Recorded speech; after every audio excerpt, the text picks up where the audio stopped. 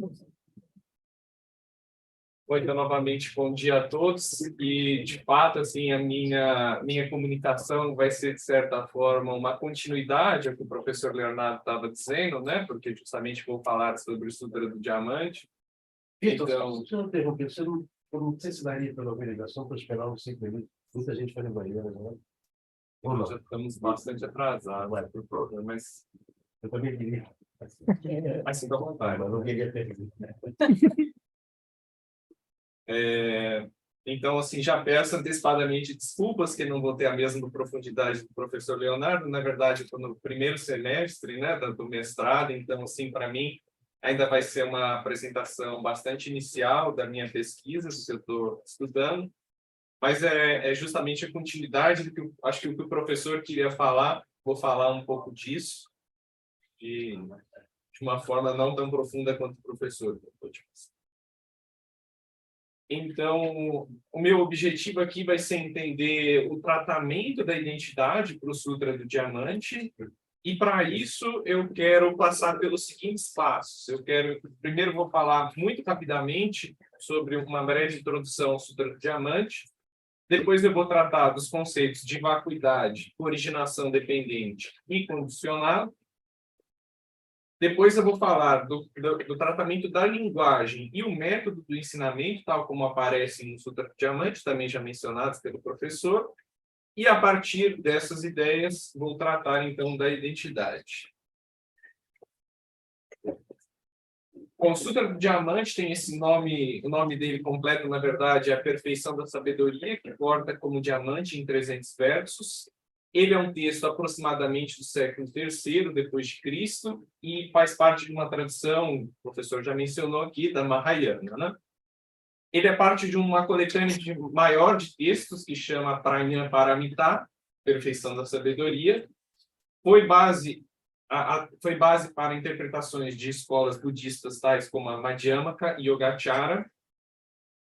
Nós podemos entender ele como uma tentativa de retorno aos ensinamentos mais próprios do Buda contra inovações posteriores de outras escolas budistas.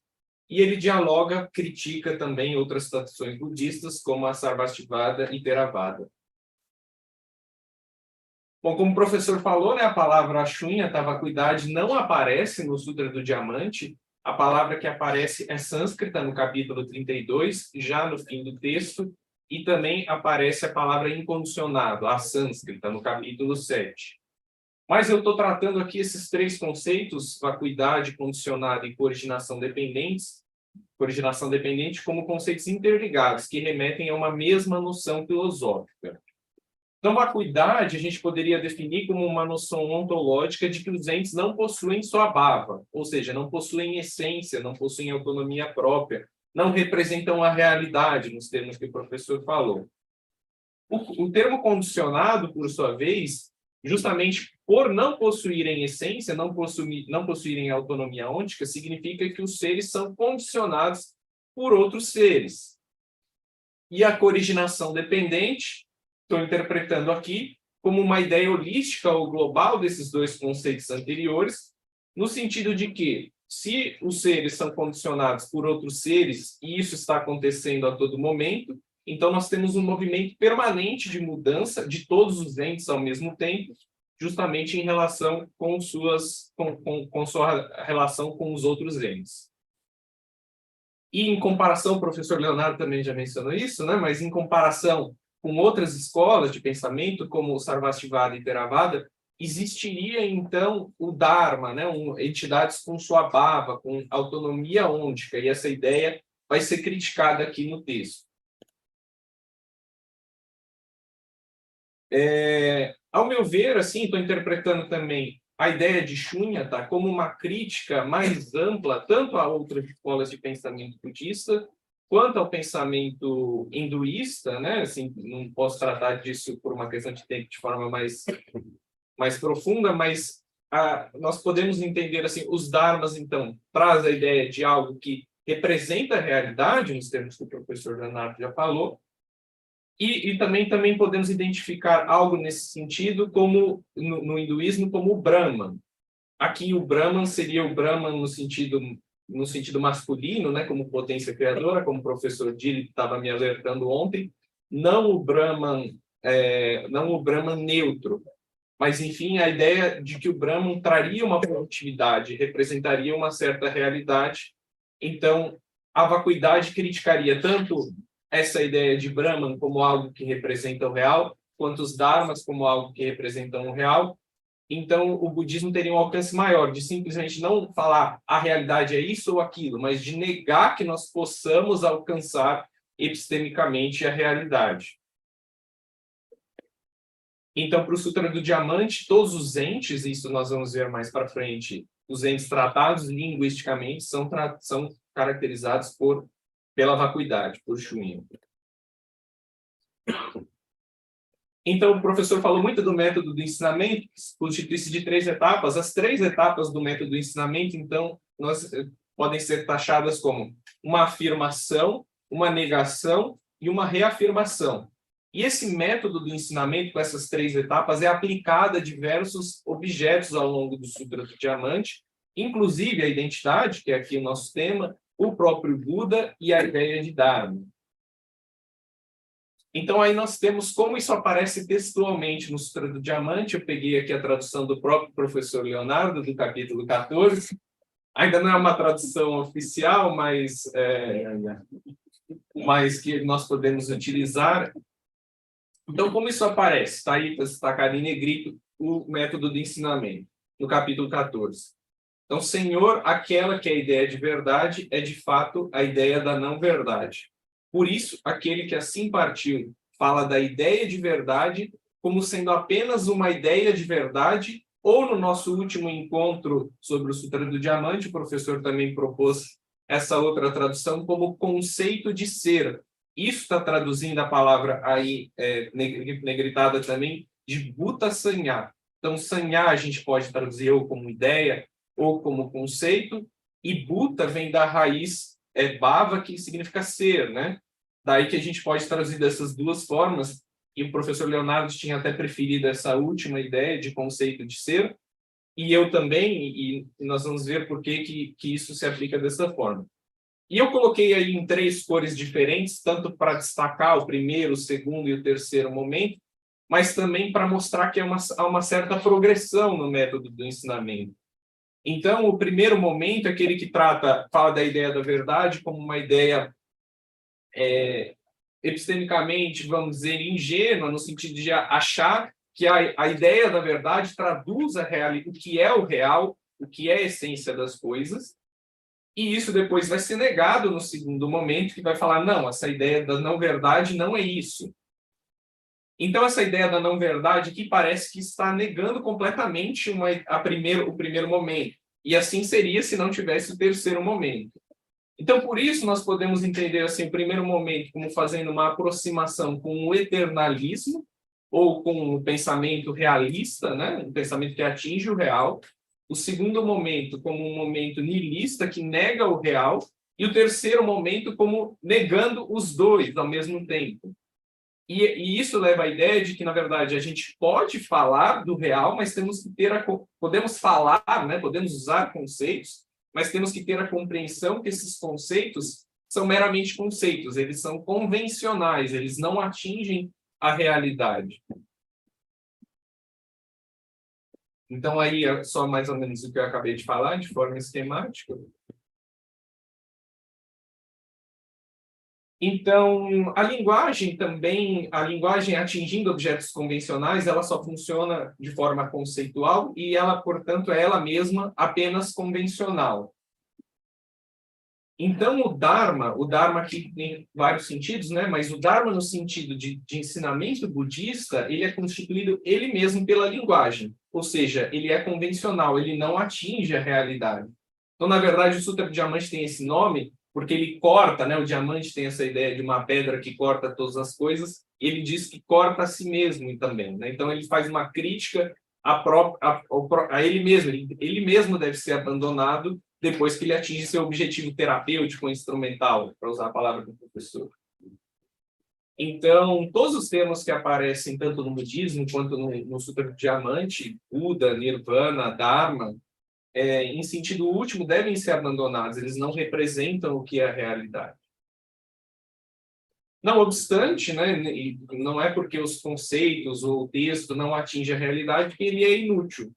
Na verdade, ele é útil, ele deve ser ensinado, e ele é de fato ensinado como um instrumento. Aqui eu usei a palavra instrumento, mas poderíamos trocar facilmente pela palavra que o professor Leonardo usou, né, como uma terapia para que a gente critique as noções de ser e de identidade que nós temos e, com isso, possamos atingir o nirvana, consigamos a superação do sofrimento, né? Então, seria um meio, né? O pai, a palavra também, o professor Leonardo destacou.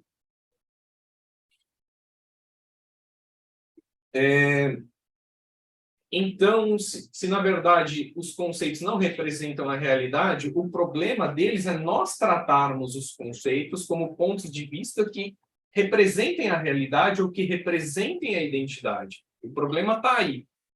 Então, o que nós devemos fazer é, reconhecendo que esses pontos de vista, que esses conceitos não atingem o real, nós devemos entender que, na verdade, nós devemos desconstruir ou desapegar desses pontos de vista. E aí eu uso essas duas palavras, mas elas apontam para uma mesma ideia. Então, desconstruir traduz um pouco a ideia de que nós construímos a identidade, nós construímos o que é o ser, linguisticamente ou de outras formas, e acreditamos que isso é o real. Então, nós temos que desconstruir a ideia de que os conceitos podem atingir o real. E o desapego traduz um pouco a ideia, né? O apegar é tratar o conceito como se fosse atingindo o real. Então, eu tenho um apego à ideia de que eu atingi o real, eu atingi a minha identidade. Então, compreendendo essa crítica, eu tenho que me desapegar dessas identidades ou desses conceitos que eu mesmo me apeguei.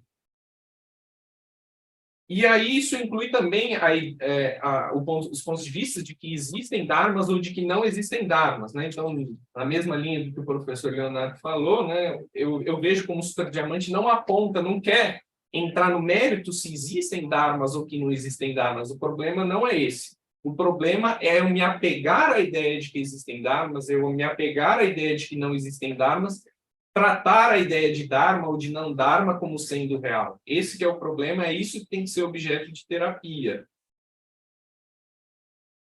Pode passar a vez.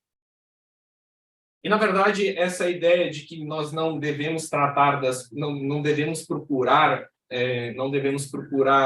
responder questões que não são úteis ao objeto do Nirvana, aparece, por exemplo, nesse outro sutta, o Simpata Sutta, e o Buda fala, né, que eu revelei apenas um pouco. Por que eu não revelei?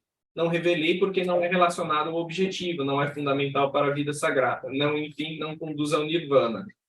Então, a mesma coisa, nós não precisamos falar se existe o Dharma ou se não é um Dharma, porque isso não é, esse tipo de conhecimento pode ser até perigoso no caminho ao chegar ao Nirvana, porque isso pode nos levar ao apego ao ponto de vista de uma ou outra posição.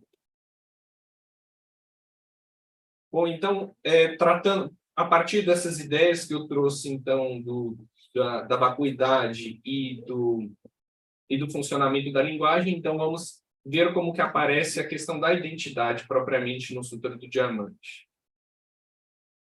Então, o budismo em geral não aceita a ideia de uma personalidade única, né? Então, e fala em a personalidade é tratada como Pugdala.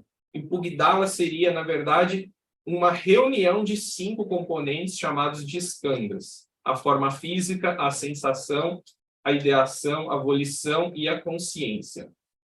Mas como nós vimos, né, os skandhas também são conceitos, também são questões, são também postos linguisticamente, e por isso não atingem a essência do indivíduo, não atingem a realidade.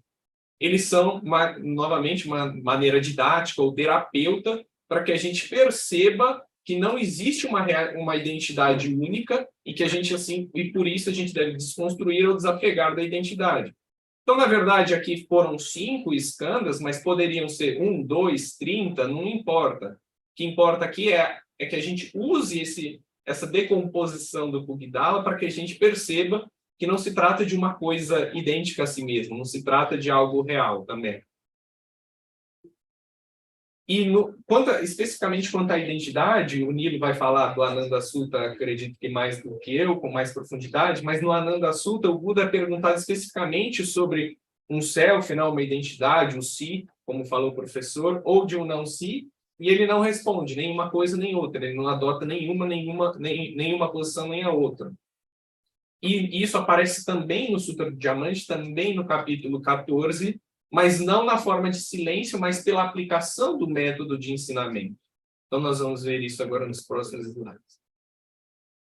Então, no Ananda Sutta aparece aí, né? Se eu perguntar se existe o self e respondesse de uma forma, isso levaria a problemas, isso levaria a erros. Se eu respondesse que não existe um self, isso levaria a outros problemas. Então, eu não posso responder nenhuma coisa nem outra. E por isso ele fica em silêncio. No Sutra do Diamante, isso aparece no capítulo 14, justamente aplicando o método do ensinamento em 3 etapas, né? Eles não terão a ideia de si, a ideia de seres, a ideia de ser individual reencarnante. Essa expressão aí o professor Leonardo está traduzindo como Pugdala, né? Então, o conceito Sanya, novamente, é o conceito Pugdala, seria o ser individual reencarnante, e a ideia de personalidade. Portanto, eles não têm qualquer ideia, no sentido de ter uma ideia que atinja o real, mas também não estão sem ideia, não estão propondo um niilismo. Então, a ideia é que, novamente, né, o Pugdala Sanya, ele é um conceito convencional que tem utilidade para que nós possamos nos desvincular das ideias de realidade, de identidade que atinjam a nossa essência e consigamos atingir o nirvana, superar o sofrimento. O Sutra do Diamante também começa criticando o próprio conceito de Buda, né? Então, o Buda se pergunta das suas características distintivas, ele fala, olha, o Buda é caracterizado pelas suas características distintivas, mas não é caracterizado por suas características distintivas. Então, quer dizer, em análise última, o próprio Buda também não representa a realidade.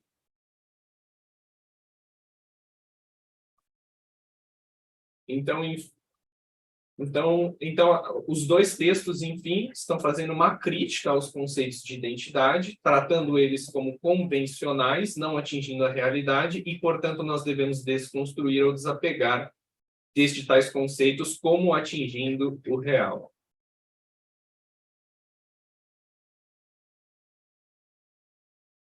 Bom, então, concluindo aqui a minha apresentação já,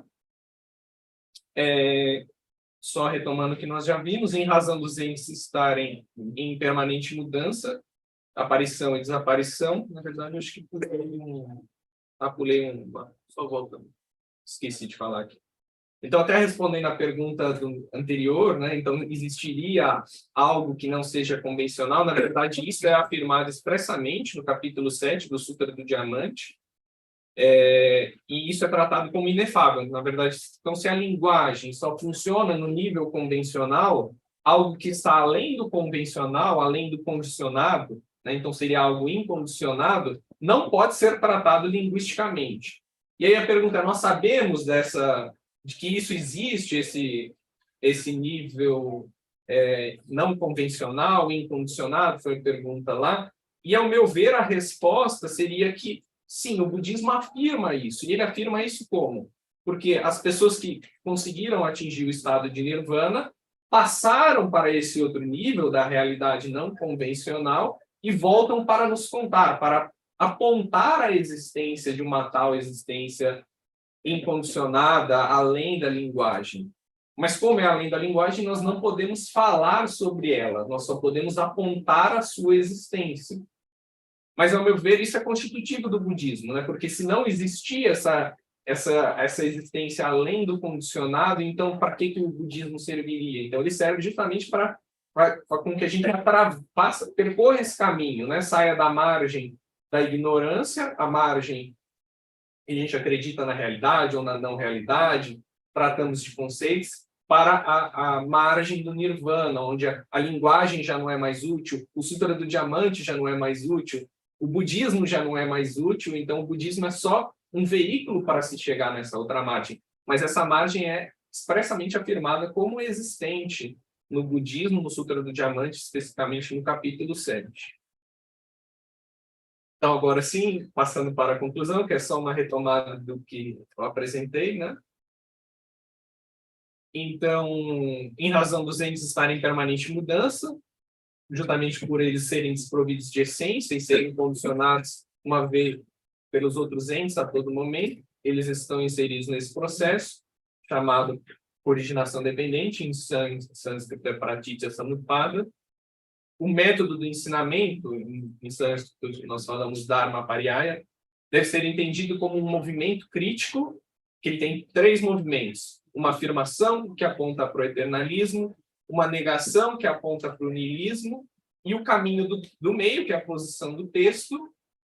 E o caminho do meio pode ser caracterizado como reconhecendo que os entes e a linguagem existem apenas convencionalmente, negando os extremos do niilismo e do eternalismo, ou seja, ele não aponta uma existência, ele não aponta para o real, como o professor Leonardo já falou.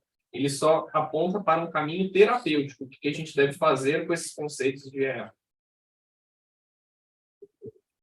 Então, a linguagem é útil ou terapêutica, né, no sentido do professor Leonardo, porque pode ser um instrumento útil para que a gente entenda como funciona a linguagem, entenda como funcionam os conceitos, e, a partir disso, consigamos desconstruir, nos desapegar de quaisquer pontos de vista, seja sobre os entes, né, seja sobre a identidade, que é o que nós estamos tratando aqui, e, portanto, não podemos afirmar nem a existência dos entes ou da identidade, nem a sua inexistência. Nós não devemos apegar nem a uma ideia, nem a um extremo, nem ao outro, né? O caminho do meio está justamente entre esses dois, assim, não se apegar a nenhum desses 2 pontos de vista.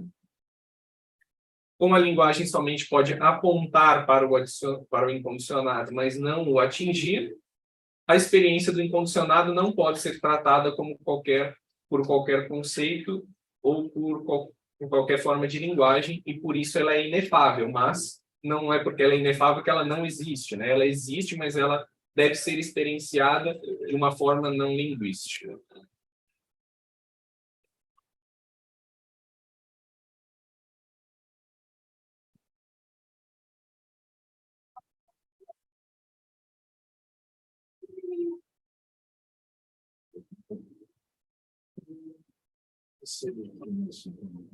Meio diante pessoal tem perguntas? Uma colocação, me parece que foi uma boa integração da palestra anterior.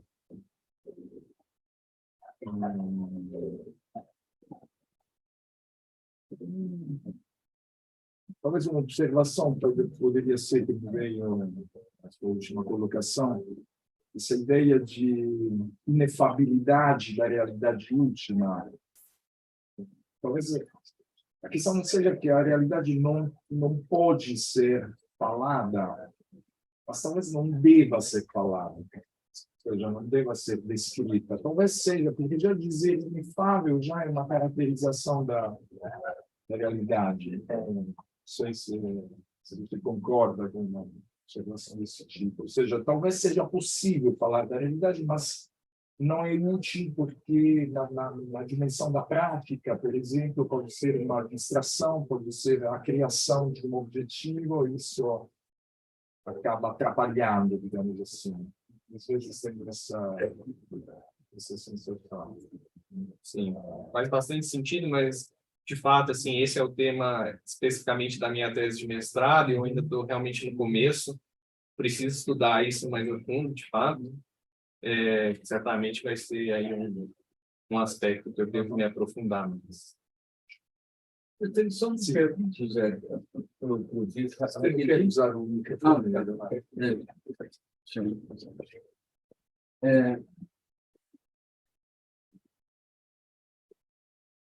Na sua pesquisa aí, Vitor, você acha, vamos dizer assim, que haveria na linguagem, nas palavras, algo intrínseco, né, à nossa linguagem que nos vamos dizer, catapultaria para além dela mesma? Quer dizer, havia algo intrínseco à linguagem, assim, em que ela, vamos dizer assim, ela mesma demonstraria uma certa falência, né, ao tentar explicar o que é o real, e a partir da linguagem, como uma espécie de um trampolim, né, a gente seria levado para além. Você acha que o texto que você está estudando, né, tem limites, né, nesse sentido, né, em catapultar para além da linguagem, mediante a própria linguagem, né? Sim, essa é uma excelente pergunta e eu penso que a linguagem ela não é em si nem boa nem má, né? Ela não é intrinsecamente nenhum problema, nenhuma solução. Então, a linguagem pode funcionar tanto como um mecanismo de aprisionamento, como um mecanismo de liberação. E o budismo se manifesta em grande parte, ele não é só isso, né? Ele tem uma parte muito importante prática, não linguística, mas uma parte muito importante do budismo é justamente o seu funcionamento linguístico, textual, como é o caso do Sutra do Diamante. Então, a aposta do budismo e do texto, e a minha aposta também, é que a gente fazendo bom uso da linguagem, reconhecendo seus limites, reconhecendo o seu modo de funcionamento, ela possa justamente nos catapultar para algo para além dela, né? Como isso funciona exatamente, é exatamente o que eu quero responder na minha tese de mestrado, né? Então, vamos ver se eu consigo responder isso de uma forma mais profunda daqui 2 anos. Cena do próximo capítulo. Cenas do... Mas a aposta é exatamente essa. Ok, obrigado, Vitor.